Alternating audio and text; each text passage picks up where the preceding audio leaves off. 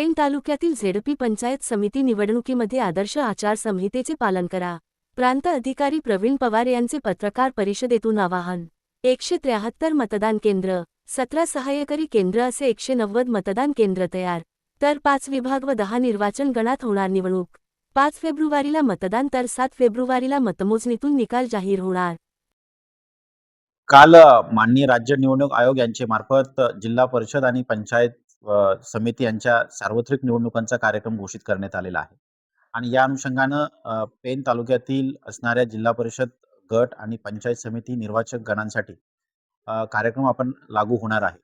आणि या सार्वत्रिक निवडणूक कार्यक्रमाची अधिसूचना माननीय जिल्हाधिकारी यांचे मार्फत दिनांक 16 जानेवारी रोजी निर्गमित करण्यात येईल.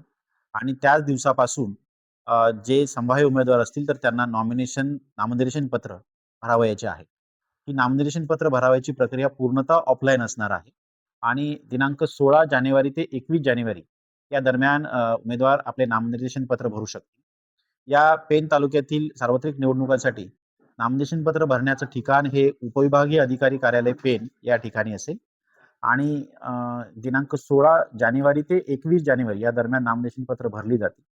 तदनंतर दिनांक 22 ते 27 जानेवारी या दरम्यान उमेदवारी माघारी घेण्याचा कालावधी असेल. यामध्ये उमेदवारी कालावधी ही 27 तारखेला जानेवारीला अंतिम झाल्यानंतर त्याच दिवशी उमेदवारांची यादी ही निश्चित केली जाईल.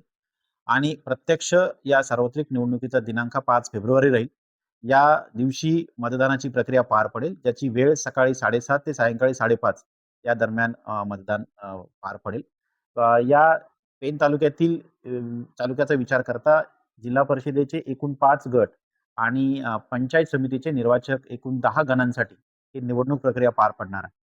या दरम्यान या तालुक्यामध्ये एकूण 190 मतदान केंद्र आहेत.